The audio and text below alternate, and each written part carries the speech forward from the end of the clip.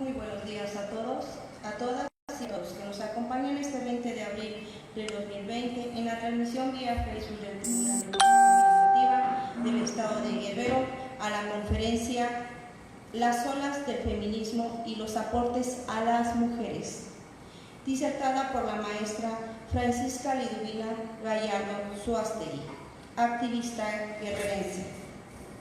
A continuación, daremos una breve reseña curricular de la maestra Francisca Liduvina Gallardo Zuástegui. Tiene el perfil principal, es feminista, ambientalista, integrante de la Ola Verde, constructora de redes internacionales, facilitadora del empoderamiento económico de las mujeres, promotora de la diversidad y la paz. Formación profesional. Licenciada en Educación Superior, diplomada en Derechos Humanos, tiene la especialidad en Estudios de la Mujer, tiene la especialidad en Tecnología Educativa, tiene maestría en Ciencias Políticas, tiene doctorado en Políticas para el Desarrollo. Su experiencia profesional: docente e investigadora de la UAGO, profesora titular de Género y Poder, UAGO, conferencista, tallerista, articulista de revistas universitarias, columnista de periódicos de circulación estatal. Sus cargos directivos han sido de la Escuela Normal Superior de la UAGO, subdirectora de Recursos Humanos de la UAGO, asesora del Servicio Social UAGO, secretaria general de Extensión Universitaria UAGO, coordinadora de Investigaciones Científicas UAGO, coordinadora fundadora del Programa Educativo Artes UAGO, coordinadora fundadora de Asuntos de Género UAGO y directora del Programa de Igualdad de Género UAGO. Sus premios y reconocimientos a nivel estado son: Premio Estatal de Derechos Humanos 2010, Premio Estatal a la Mujer del Año Antonia Nava de Catalán 2012, Presidenta del Consejo Consultivo de la CEMujer en Guerrero 2015-2016, Premio Estatal del Mérito Ciudadano Benito Juárez en el 2016. Es la ficha curricular de la maestra Francisca Liduvina Gallardo Zuástegui. Le cedemos la palabra a la magistrada presidenta Olimpia María Azucena Godínez Viveros. Muchas gracias Anita Navalia, jefe de la Unidad de Equidad de Género de este tribunal. Gracias por ayudarnos a coordinar esta tan importante conferencia que va a tener una duración de 3 horas dividida en 3 días.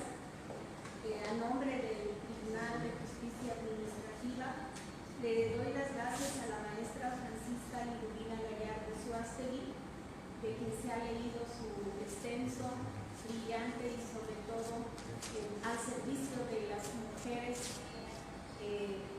estos años que ha dedicado usted. Muchas gracias, maestra Lidu, con cariño le reconocemos. Recientemente estuvimos en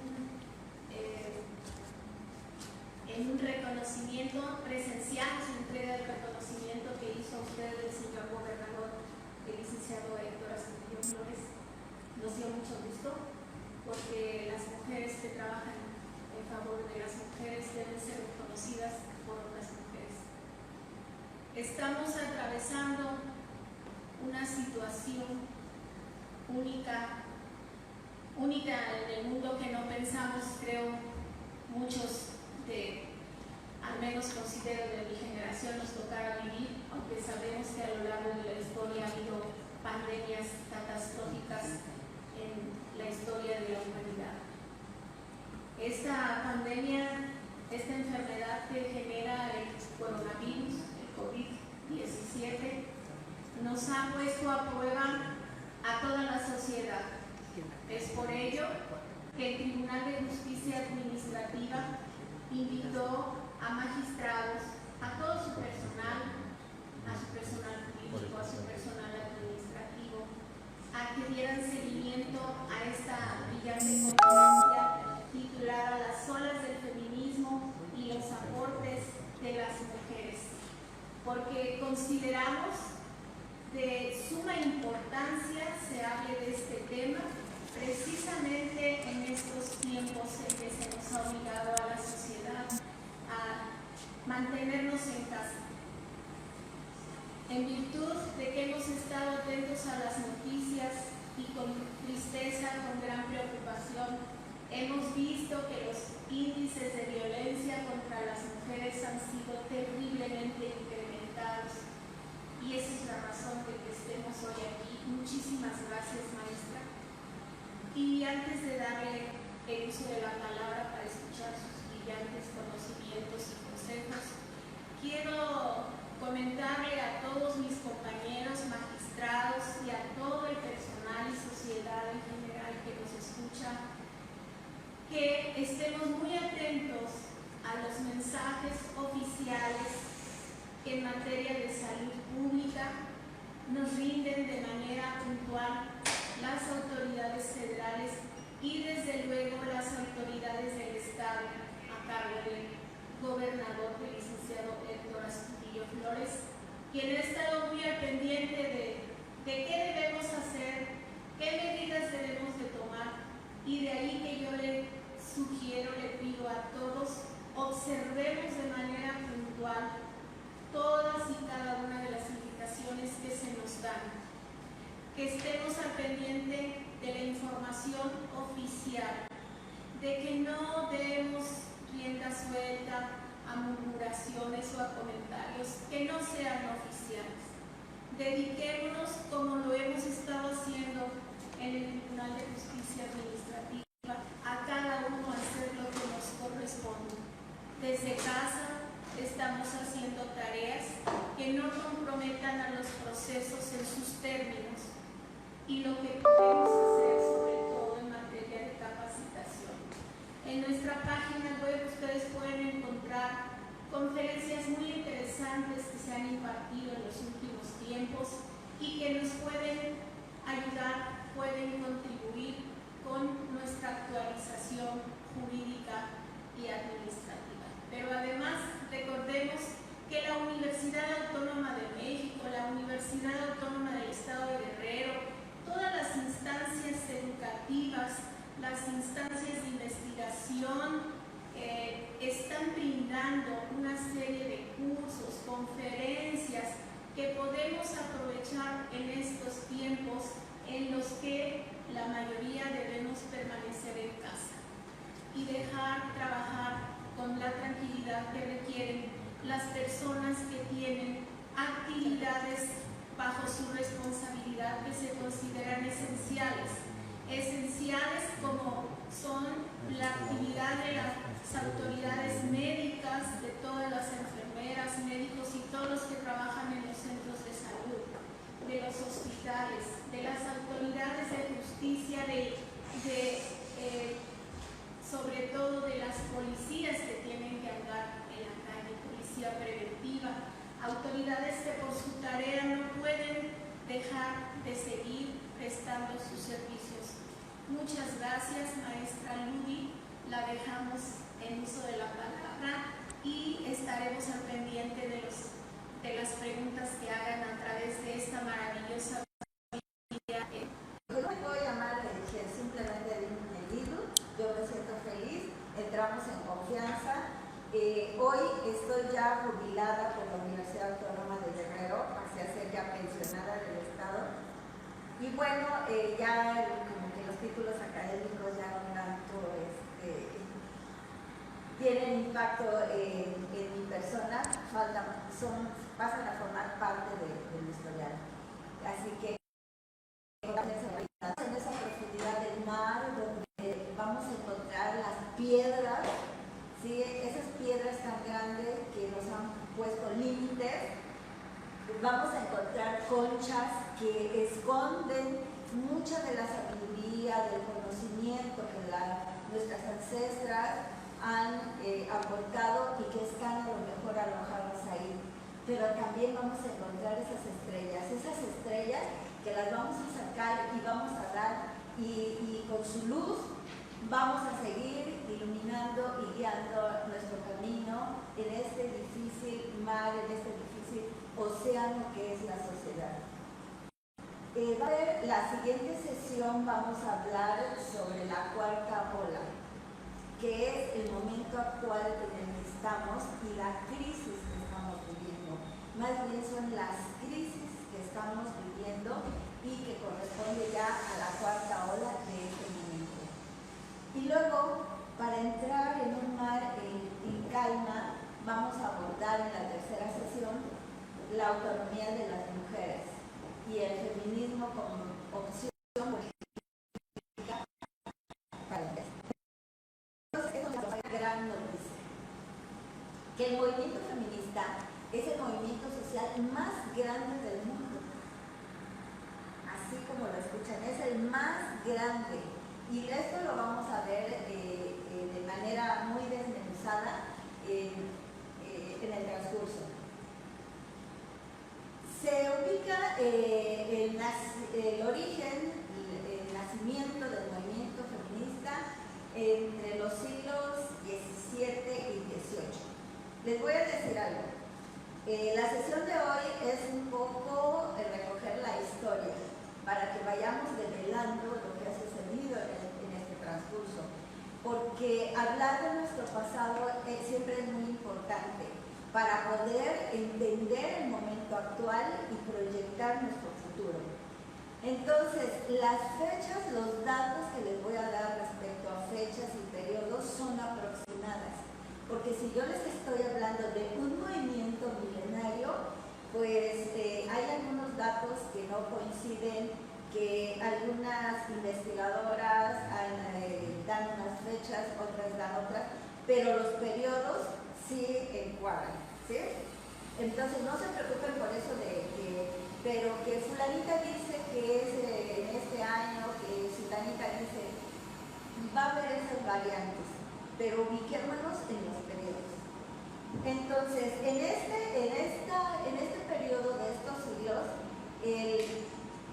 todavía sin adoptar el término de feminismo, o sea, ese término todavía no está acuñado. Es el periodo de la Ilustración, es donde apenas empieza a revelarse la situación de las mujeres en la sociedad. Otra buena noticia que les tengo es que el movimiento feminista nunca ha dejado de existir. Por eso es que le denominamos olas, porque el movimiento ha venido con fuerza, ¿sí? Y esa fuerza que han impulsado las mujeres, que es como la cresta de la ola que se forma, llega a su máximo, al pico de la ola, y luego rompe con algunas acciones y luego viene con un estado aparente de calma, pero esa misma fuerza que trae en la sociedad vuelve a construir otra ola. Por eso es que nunca ha dejado de existir. La otra buena noticia es que este movimiento feminista existe en todo el mundo, ¿sí? En todos los países a donde vayamos vamos a encontrar grupos de mujeres feministas en todo la geografía mundial. El principio que enarbola el movimiento feminista es el principio de la igualdad. Y bueno, el movimiento feminista surge precisamente por ese estado de malestar de las mujeres en la sociedad, porque somos más de la mitad del mundo, de la ciudadanía del mundo. Estadísticamente somos más, casi el 60% somos mujeres que habitamos este planeta, y las que nos encontramos todavía hasta hoy en el siglo XXI, 2020, en una situación de desigualdad. Entonces, por eso es que el movimiento feminista hoy vale traerlo a cuenta. Y bueno, ¿por qué hablar de olas? Y precisamente de las olas del feminismo. Les prometo que no sé quién algún mes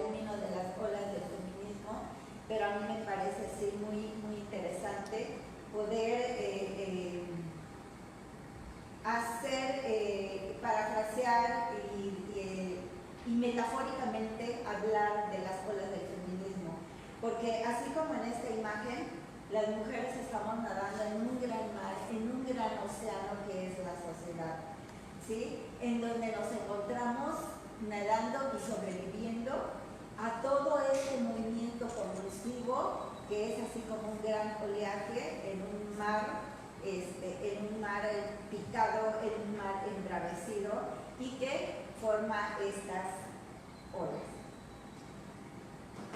Les voy a comentar acerca de la primera ola.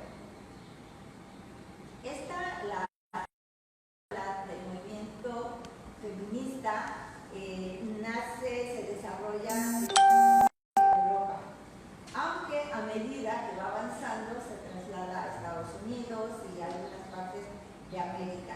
El periodo de esta primera ola abarca pues, desde el siglo XVII, atraviesa al XVIII y llega hasta el siglo XIX.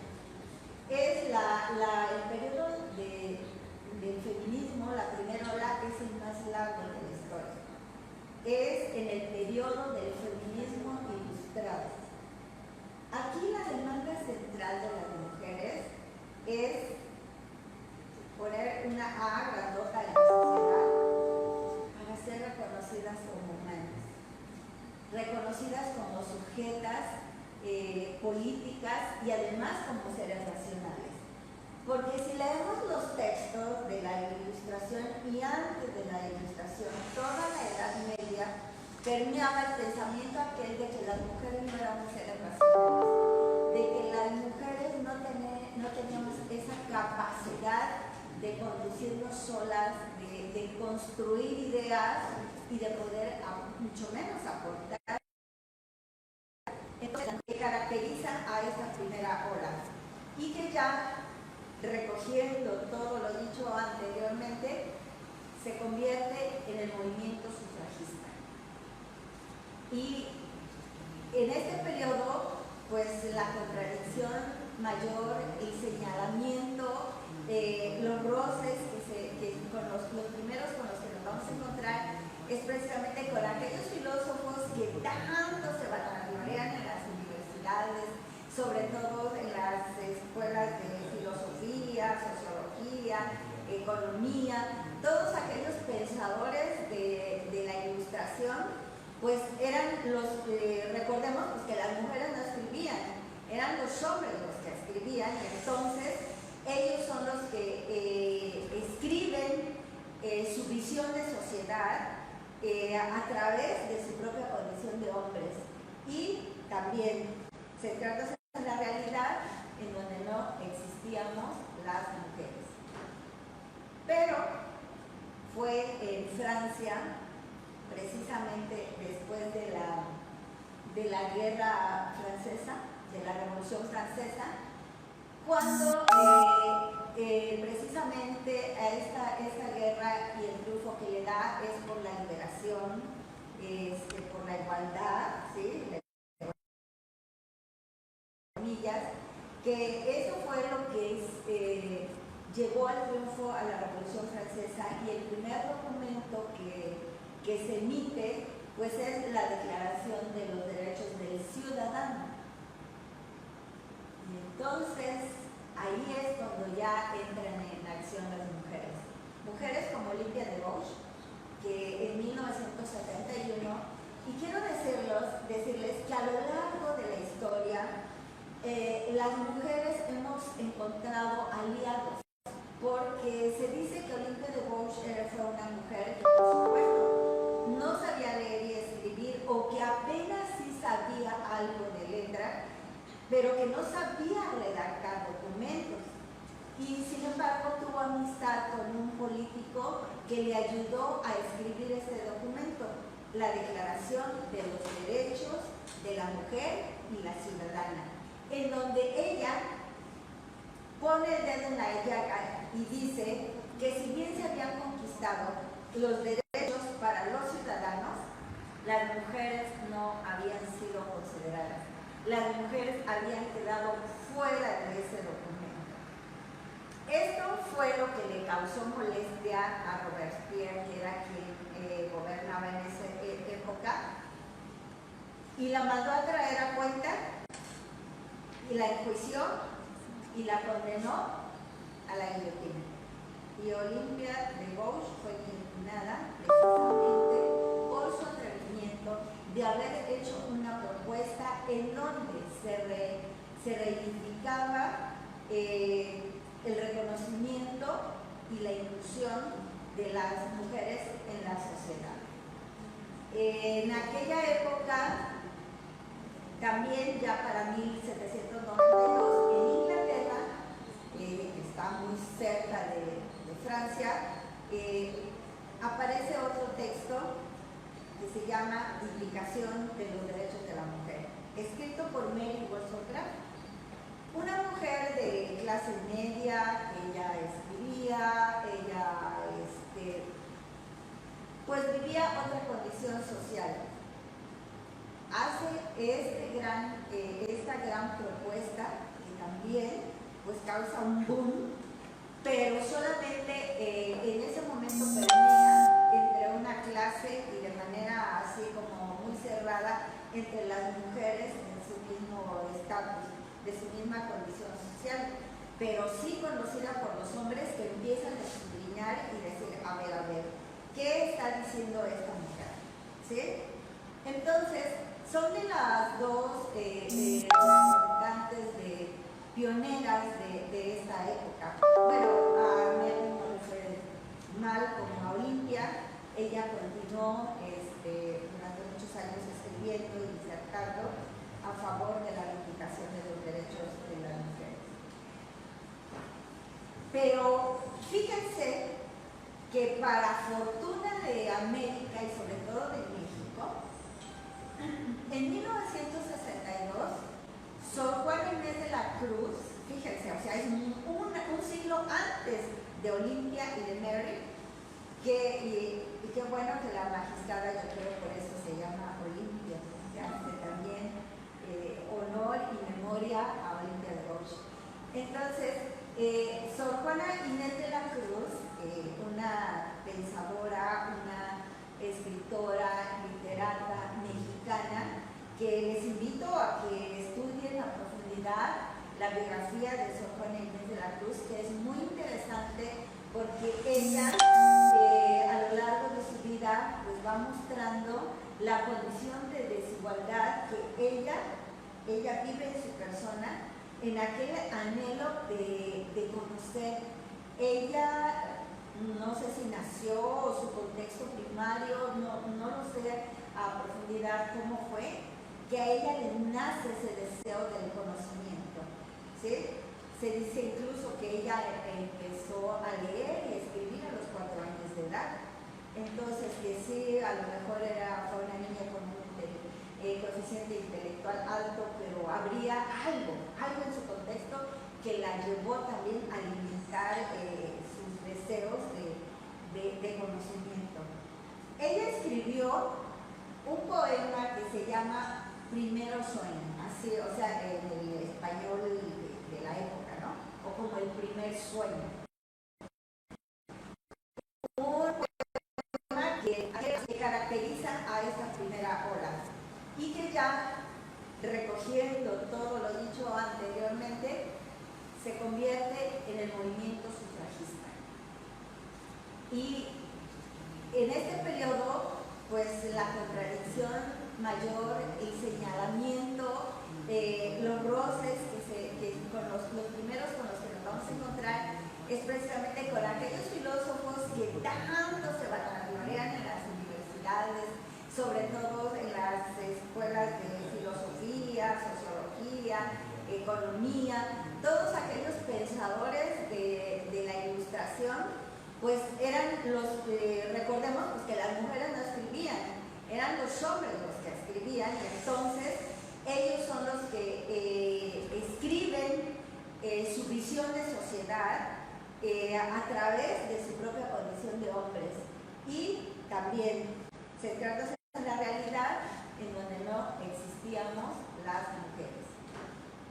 Pero fue en Francia, precisamente después de la guerra francesa, de la Revolución Francesa, cuando precisamente a esta guerra y el triunfo que le da es por la liberación, por la igualdad, ¿sí? Que eso fue lo que llegó al triunfo a la Revolución Francesa y el primer documento que se emite pues es la Declaración de los Derechos del Ciudadano. Y entonces ahí es cuando ya entran en acción las mujeres.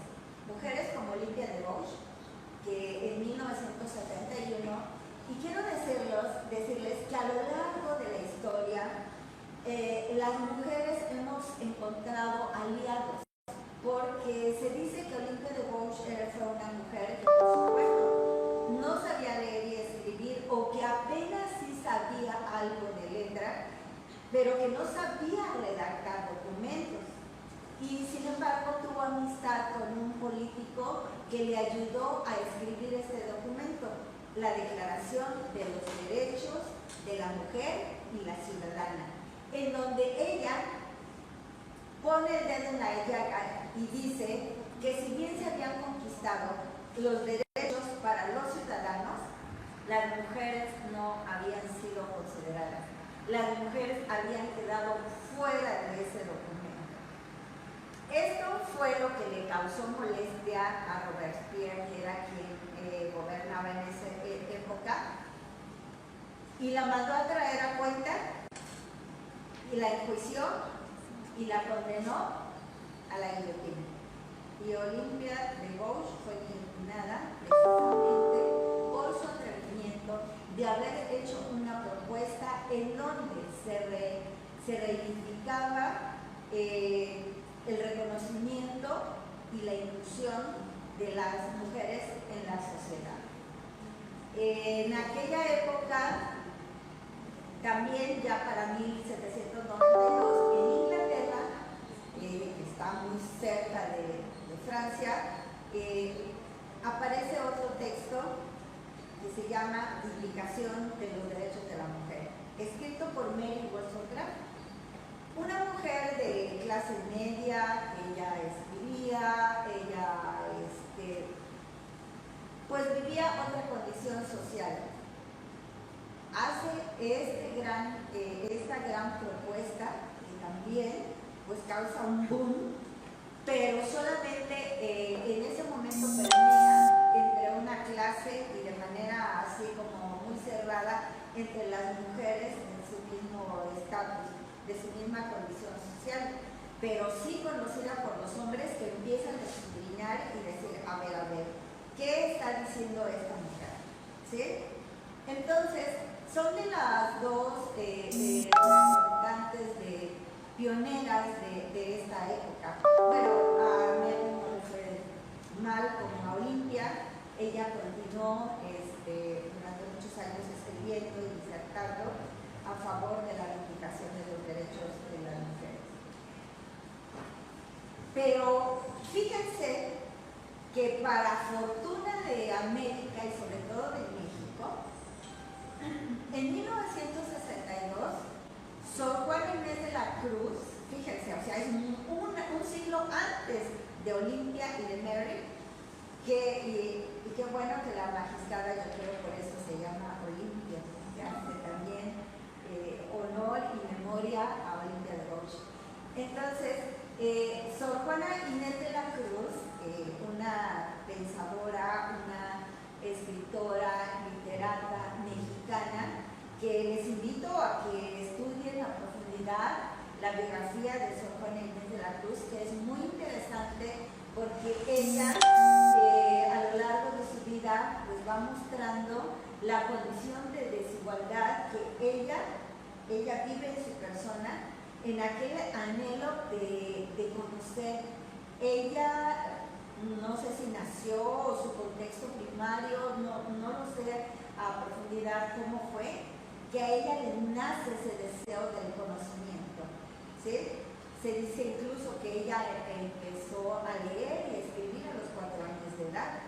Entonces, que sí, a lo mejor fue una niña con un coeficiente intelectual alto, pero habría algo en su contexto que la llevó también a limitar sus deseos de conocimiento.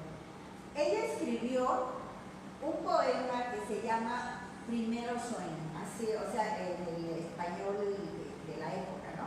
O como el primer sueño.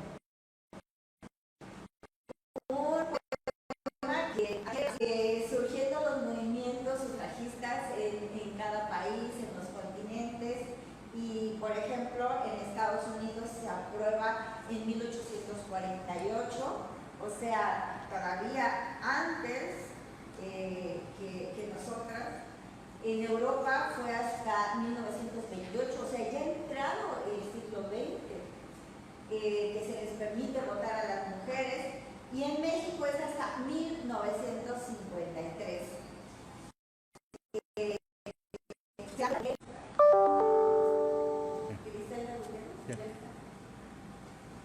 Bueno, entonces estos son la tarea principal de la primera ola del movimiento feminista, la conquista del sufragio para las mujeres. Pero bueno, termina la primera ola en la cual va viendo esta conquista en todos los territorios del mundo, y la primera ola termina con estas conquistas, pero sigue habiendo una agenda pendiente, que es lo que va a vincular de la primera ola a la segunda. En la primera ola, la demanda de estudio era de que por lo menos las mujeres aprendieran a leer y escribir, de que por lo menos pudieran aprender algún oficio para trabajar fuera de casa, como ser maestras, como ser educadoras, sí, principalmente, como tener algún otro oficio. Ahora ya la cuenta pendiente que queda para la segunda ola es la exigencia de que las mujeres pudieran acceder a estudios superiores, que pudieran acceder a las universidades y se les pudieran otorgar títulos universitarios. También, si en la primera ola las mujeres pusieron sobre la mesa el tema de la diferencia sexual, de que el cuerpo, así como era visto, era el impedimento para la igualdad, ahora la agenda pendiente queda para la segunda ola de que las mujeres podamos apropiarnos realmente ya de nuestro cuerpo, que seamos propietarias de nuestro cuerpo. Y cuando decimos apropiarnos de nuestro cuerpo es física y mentalmente. También el saldo pendiente es que las mujeres podamos tener trabajo remunerado, es decir, que nos paguen por lo que hacemos y ya no seguir dando servicio gratuito, que pensaban que las mujeres podemos dar servicio gratuito porque es nuestra naturaleza. O sea, acabar con ese esencialismo, el naturalismo con el cual se nos había calificado a las mujeres. Y bueno, continuar en la conquista del derecho al voto. Y así pasamos a la segunda ola del feminismo. O sea, con toda la agenda pendiente, es la fuerza que le dio para que se construyera la segunda ola. Y bueno, en los datos aproximados, esta ola va a abarcar desde la última década del siglo XIX y hasta el primer tercio del siglo XX. Esta segunda ola se ve ahora sí que permeada por la Primera y Segunda Guerra Mundial. O sea, eventos muy fuertes para la sociedad mundial. Aquí es cuando ya el movimiento feminista empieza a organizarse como un movimiento de masas, pero todavía muy focalizado, ¿sí?, localmente.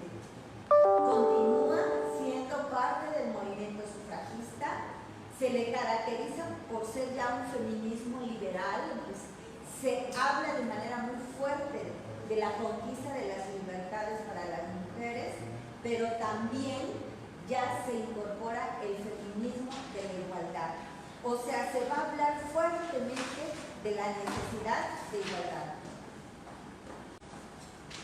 Por eso es que esta segunda ola feminista se le ha denominado también como el movimiento de la liberación de la mujer. Porque la desigualdad, se empieza a hablar de igualdad, pero no hay una igualdad oficial, o igualdad de facto. Se habla nuevamente de la sexualidad, se habla de la familia, del trabajo, y quizá aquí es cuando empieza la primera controversia de los derechos en la reproducción.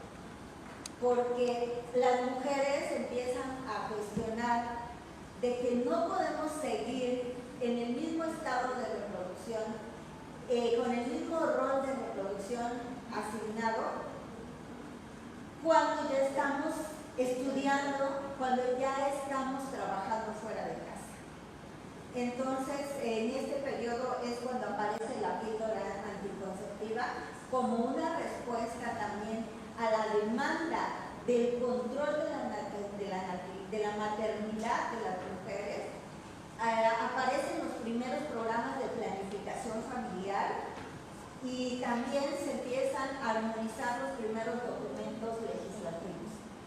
Esto es muy interesante porque también empieza el movimiento por la legalización del aborto, que es parte, es implícito a la demanda del control de la maternidad, de que las mujeres podamos decidir la maternidad. Porque se discutió mucho en este periodo de que la maternidad debe ser una opción, una decisión personal, de que no por el hecho de ser mujer estamos obligadas a ser madres, de que tiene que ser una decisión. Y si optamos por la maternidad, de que debemos decidir en qué momento queremos ser madres y que nadie decida por nosotras.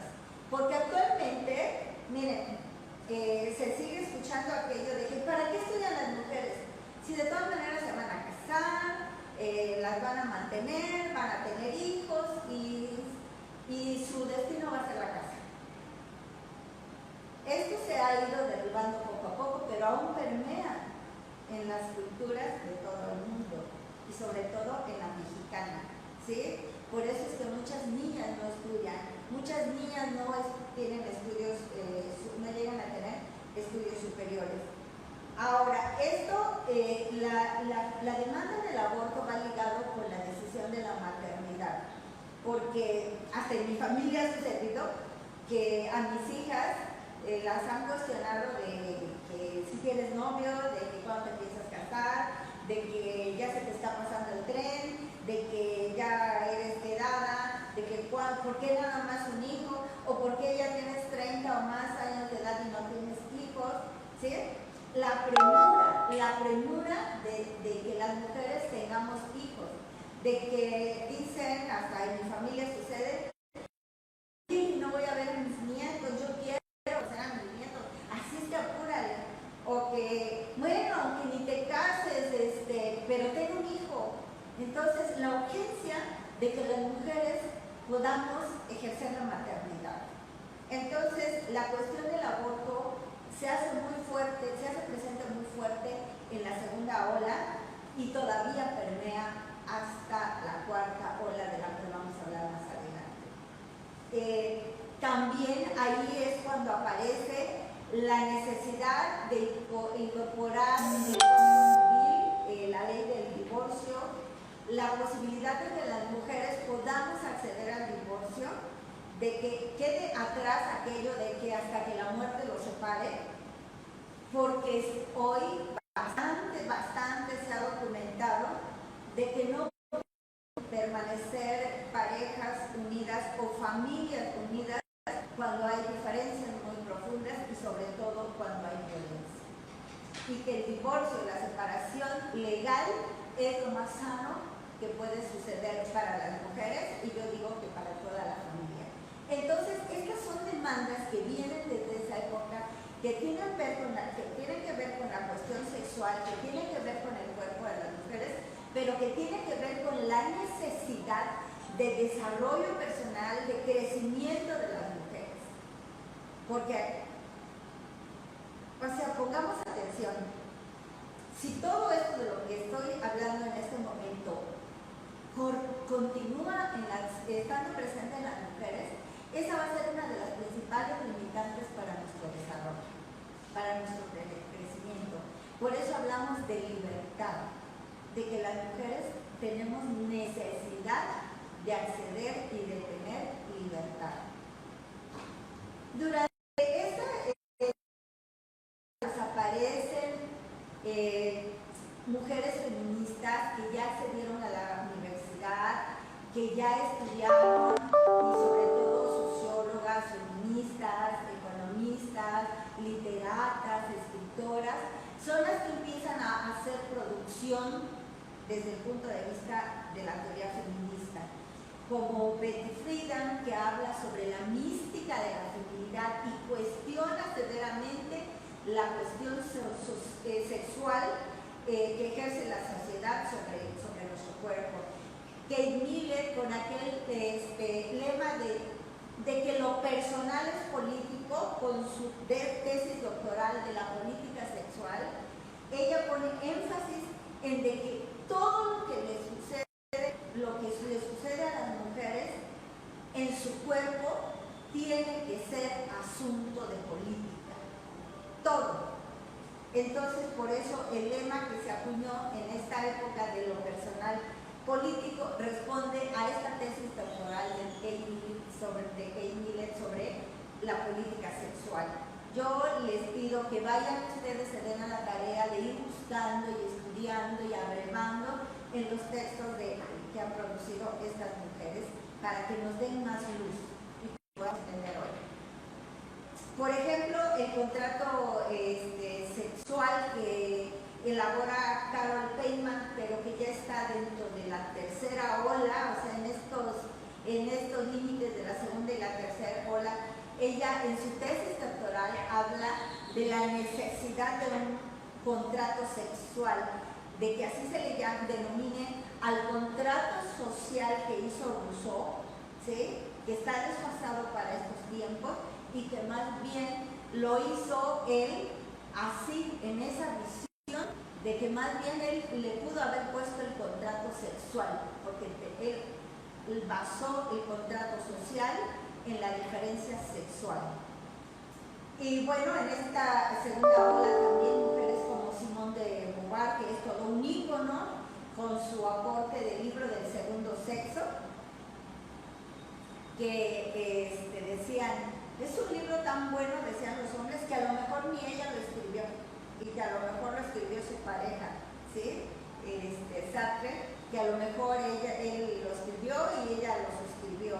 O sea, de que todavía en esta época, en este siglo, no se concebía que las mujeres pudieran escribir obras tan buenas, ¿sí? Y se ponía en entredicho la obra de las mujeres. Aquí es cuando ya se empieza a construir al feminismo como una manera de vivir individualmente, pero también una manera de luchar en colectivo. Eso es muy importante, que ya empieza a agarrar fuerza esta invitación a que todas empecemos a pugnar por nuestros derechos y nuestras libertades. Entonces, ya recapitulando esta segunda ola, pues cuestionaron mucho que las mujeres solamente éramos vistos como naturales a partir de nuestra naturaleza, de nuestra biología. Después de la Segunda Guerra Mundial es cuando se empieza a obtener el derecho al voto de manera más rápida, porque quiero decirles que la declaración, el primer documento de la Declaración de los Derechos Humanos, ¿sí?, es elaborado e impulsado por el feminismo. Y este documento recoge ya estas ideas de derechos, de igualdad, de libertad, de justicia. Se va impregnando esta carta del pensamiento feminista. También el movimiento sindical que surge con las ideas socialistas de la izquierda también van a estar ya impregnadas de los pensamientos del movimiento feminista. El sindicalismo ya se va a ver atravesado por las ideas feministas. Y bueno, gracias al sufragismo, las mujeres comenzamos a tener vidas libres. De verdad, desde el momento en que hemos sido reconocidas como ciudadanas y empezamos a adquirir derechos, las mujeres hoy somos más libres que antes. También el movimiento sufragista ayudó a cambiar el concepto imaginario de las mujeres. Las propias mujeres hemos tenido que hacer ese ejercicio de pensarnos diferentes, de imaginarnos diferentes y de empezar a soñar en grande y de tener otras ideas. El movimiento sufragista también anunció los movimientos que iban a permear ya al siglo XX. En el segundo sexo, también reconocido como el primer libro de la teoría feminista que impacta a nivel mundial. Y de ahí surge el pensamiento crítico. También las mujeres conseguimos con el derecho al sufragio también pues, que seamos reconocidas como seres racionales. Y bueno, hay una agenda pendiente para esta segunda ola también. O sea, empieza a haber grandes avances, empieza el mundo a convulsionarse porque las feministas están diciendo cosas medias raras, extrañas, pero que tienen lógica, empieza a dar la razón y empiezan a evolucionar las sociedades. Incluso después de la Segunda Guerra Mundial, ante este déficit de mano de obra por las muertes, por los viciados de guerra, por los discapacitados, se ve la necesidad de que las mujeres incursionen más en el campo del trabajo remunerado. Entonces, la agenda pendiente para la segunda ola es el derecho al voto de manera universal, que todos los países conquisten el derecho al voto. Algunos ya fue hasta finales del siglo XX, algunos países que conquistaron ese derecho. Con eso obtener la ciudadanía plena para las mujeres, el derecho a decidir en nuestro propio cuerpo, que todavía en estos momentos es un asunto pendiente. Reconstruir las estructuras de las sociedades para la igualdad, o sea, estructuralmente, configurar nuevas estructuras para operar la igualdad, el nacimiento y la configuración de las instituciones para la igualdad, y construir una ética feminista. Las mujeres tenemos que aprender a dialogar, aprender a discutir, aprender a analizar, aprender a cabildear, aprender a acordar y a tejer alianzas. O sea, el movimiento feminista tiene otra visión, una visión del cambio social, una visión de reevolución, no de revolución, de reevolución. Y el movimiento feminista es un movimiento pacifista, ¿sí? Y luego ya entramos a la tercera ola. Con esto es algo pendiente que deja la segunda ola en ese impasse de los cambios sociales, empieza a crecer la tercera ola, en donde ya se habla del feminismo post, porque entonces se habla del feminismo postestructural, ¿sí? de todos los post que se mueven ya en las sociedades. Surge el feminismo radical, ¿sí? Y no se asusten cuando hablamos. Es cuando dicen las mujeres, esto es sí o sí. O sea, la igualdad va porque va. Y aquí no hay negociación, ¿sí? O sea, el feminismo radical es de tener una posición tan fuerte de demostrar que tenemos la razón. También surge el feminismo de la diferencia, que es el feminismo que dice, a ver, sí, espérense mujeres, pero también tenemos que vernos como diferentes. Porque entonces dentro del feminismo se han insertado las mujeres negras, las indígenas, las asiáticas. Hay indicios entre las mujeres pobres, muy pobres, están las feministas de las clases altas, están las mujeres con orientaciones sexuales diferentes, y entonces cada una, desde su ser y desde su contexto, tiene necesidades diferentes. Entonces, por ejemplo, las negras dijeron, un momento, nosotras tenemos otras necesidades. Nosotras padecemos desigualdad por ser mujer, pero también por ser negras. ¿Sí? Y todo el movimiento abolicionista que se dio, ¿sí? Del reconocimiento de derechos para los negros, las mujeres negras ahí estuvieron. Las indígenas, que recuerdan del movimiento zapatista, que también dijeron, momento, nosotras también padecemos doble discriminación por ser mujeres y por ser indígenas, y entonces tenemos otras necesidades.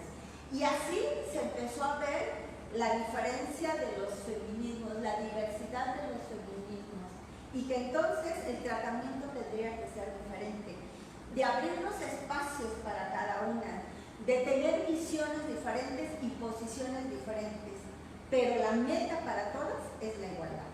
Solamente lo que cambiaba eran las formas, los discursos, las ideas de cómo arribar a la igualdad. ¿Sí? Entonces, este periodo data aproximado del 68 a los años 80, en donde ya se hace el feminismo global, porque ya los avances de la tecnología, los medios de comunicación ya van avanzando, y entonces se hace un feminismo global. ¿Sí? Y ya lo que estamos haciendo en México se está haciendo en Europa, y lo que se hace acá, allá, empieza ya a permear y se empieza a hacer como toda una gran ola a nivel mundial que va hacia lo mismo, por las mismas conquistas, por los mismos derechos, con la misma meta, la igualdad. Pero el centro del movimiento, la gran fuerza del movimiento feminista, sigue siendo la atención en el cuerpo. ¿Sí? Y es en este periodo en donde hay más producción de investigación, ya hay más mujeres que están en la universidad, ya hay más mujeres que están haciendo ciencia, pero que están produciendo textos científicos desde la visión feminista. Y así en esta ola que se incorporaron ya diferentes corrientes del feminismo, como la teoría queer, la teoría postcolonial, o sea, dejar atrás el colonialismo que se ejercía, ese pensamiento colonial. Surge el ecofeminismo, que yo desde entonces también me adhería al ecofeminismo y me asumo ecofeminista, con mujeres que dicen, a ver, también lo que pasa en el medio ambiente, en la naturaleza, nos afecta. Y entonces, ¿cómo afecta a las mujeres? La sexualidad, la visión positivista esa de la sexualidad, entre otras corrientes. Y en este contexto es donde aparece la propuesta del sistema sexo-género, ¿sí? Propuesta de Gayle Rubin, que es su tesis doctoral precisamente, porque todavía muchos dicen, ¿y para qué las mujeres quieren estar en la universidad? ¿Y para qué quieren hacer posgrados? ¿Y para qué? Pues las feministas todas, Angela Davis es doctora, negra, activista del movimiento negro, Vandana Shiva, la doctora Vandana Shiva, que es una de las primeras que se asumen como ecofeministas. Ella, su tesis doctoral, las líneas de trabajo es sobre el agua, la importancia del agua como recurso de la naturaleza, el perjuicio que va a dar a la humanidad el hecho del consumo, de la utilización de las semillas trans.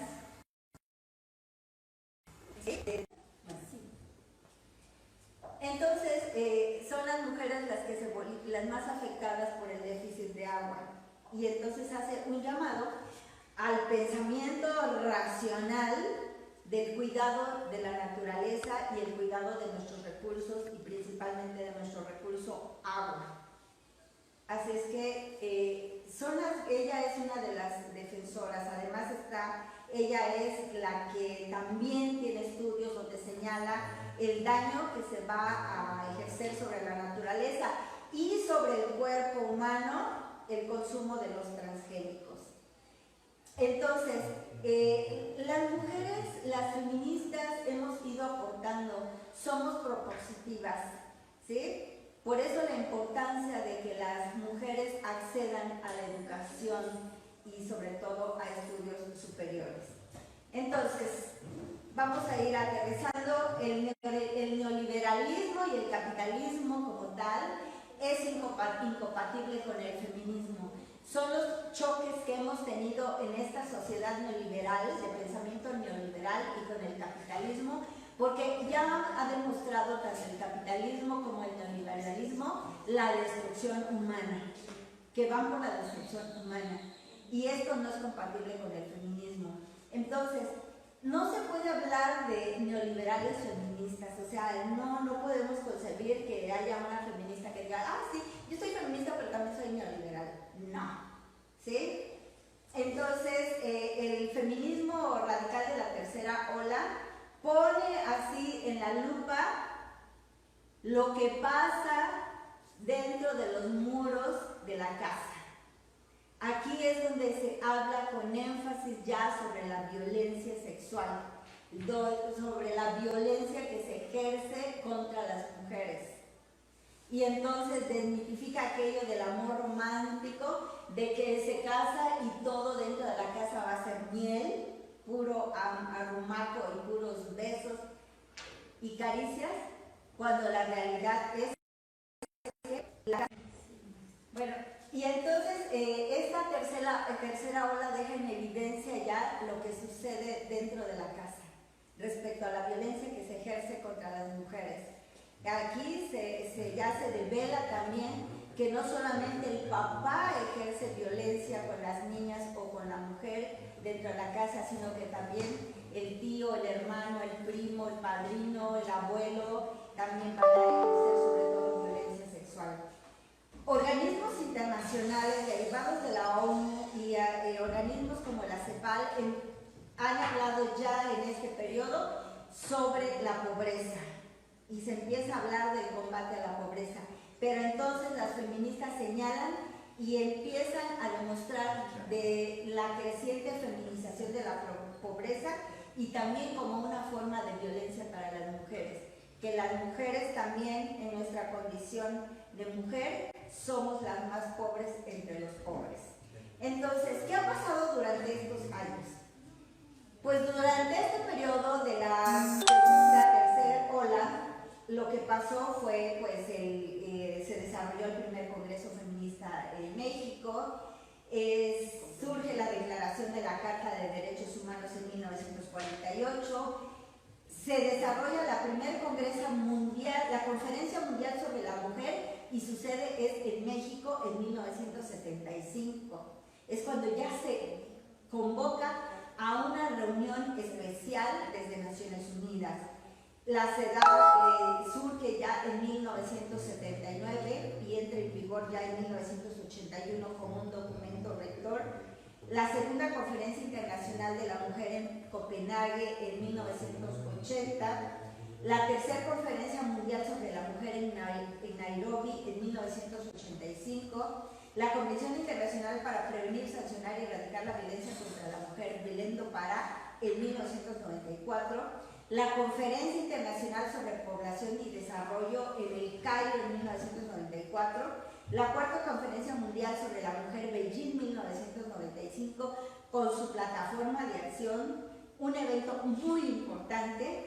El Consenso de Quito en el 2007, la Convención de Montevideo en el 2015, y a partir de esto se van emitiendo resoluciones, acuerdos y convenios internacionales que suscribe el gobierno mexicano para la elaboración de documentos y para la armonización legislativa. Todo esto va sucediendo en este como receso de la tercera ola, entre la segunda y la tercera ola, Entonces, ¿cuál es la agenda pendiente? Seguir trabajando por los derechos sexuales y derechos reproductivos que está asociado a la violencia de género. La interrupción legal del embarazo es un saldo pendiente, porque ya la misma CEPAL, el consenso del Montevideo, se demostró en esos eventos que a quien afecta más el hecho del aborto ilegal es a las mujeres pobres. Los debates intrafeministas que ya no se empantanen, o sea, entre las propias feministas, que tenemos que avanzar más rápido, la responsabilidad. ¿Por qué las mujeres todavía no podemos arribar al poder? ¿Por qué no tenemos poder? Porque las mujeres todavía estamos entretenidas en otros deberes, como son los deberes domésticos. Las mujeres, como las que tengo aquí a la izquierda y a la derecha, y algunas que están desde casa allí, saben que salen a trabajar fuera de casa, pero traen a cuesta las labores domésticas, que la comida, que qué vamos a comer, que si mañana está listo el uniforme, que si habrá hecho la tarea, que hay que comprar el libro, que los zapatos, que los tenis, que si está enfermo, que ir al médico, que la medicina. Entonces, estas son las situaciones, las cuestiones domésticas, las que nos tienen atadas todavía y que no nos permiten acceder con libertad a desarrollar el poder como nosotros quisiéramos en todos los ámbitos de la sociedad. Por eso tenemos que seguir pugnando por el estricto derecho, acceso a nuestros derechos. Hay teóricas feministas como Celia Amorós, española, filósofa, que ella dice, ¿y saben por qué no podemos acceder al poder y tener y gozar de todas las libertades? Porque las mujeres ya hemos roto la barrera, ya hemos abierto la puerta para salir de la casa, ir a estudiar e ir a trabajar y tener un salario remunerado. Pero seguimos cargando con el trabajo doméstico. Ahora lo que falta es que los hombres que ya han estado desde siempre afuera de casa regresen, entren, pero para hacerse cargo también de las tareas domésticas. O sea que tenemos que compartir la responsabilidad para que esta ya no sea carga exclusiva de las mujeres. Uno de los aportes que ha hecho el movimiento feminista es ayudar a que los hombres empiecen a repensarse también, empiecen a reconstruirse. Las mujeres les llevamos ventajas porque nos hemos estudiado por siglos, nos hemos estado cuestionando, nos hemos estado observando, analizando y hemos estado escribiendo sobre nosotras. Los hombres apenas a finales, en las últimas décadas del siglo pasado, es que han empezado a hacer lo mismo. Surgen los estudios de las nuevas masculinidades, en donde los hombres ya empiezan a cuestionar que el aporte es a...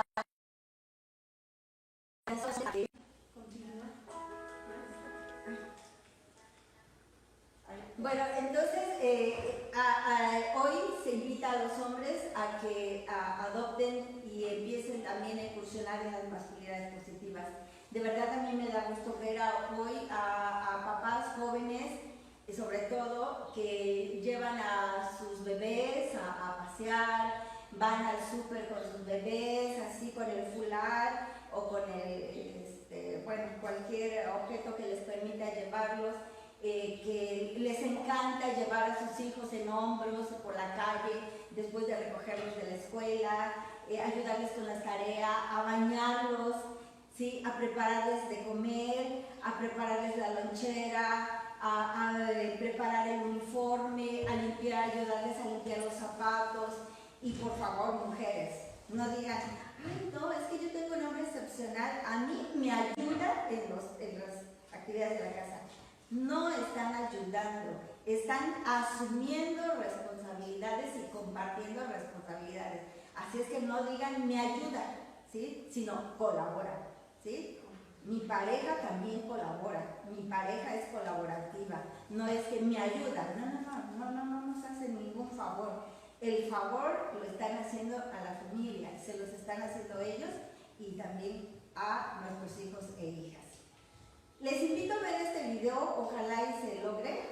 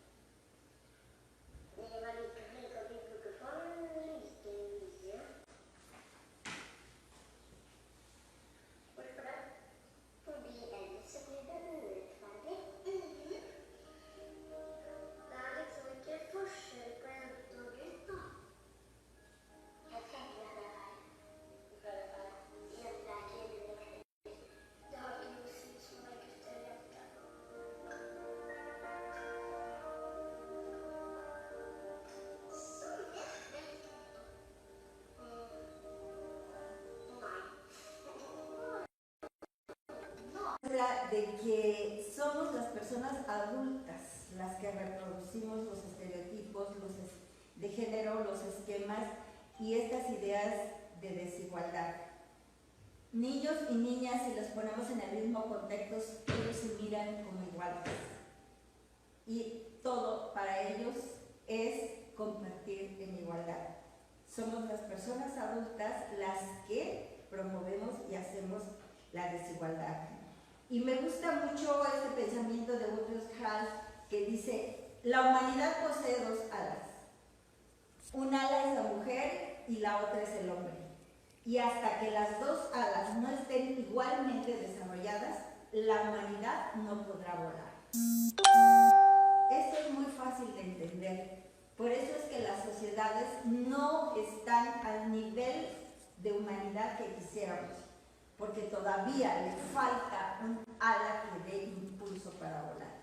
Y ya este último video que va a dar pie a la siguiente ola que vamos a ver el día de mañana.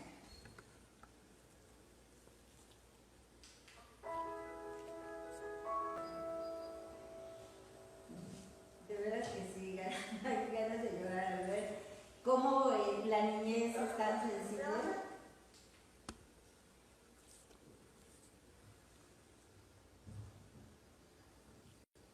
Con eso ya terminamos, ¿verdad?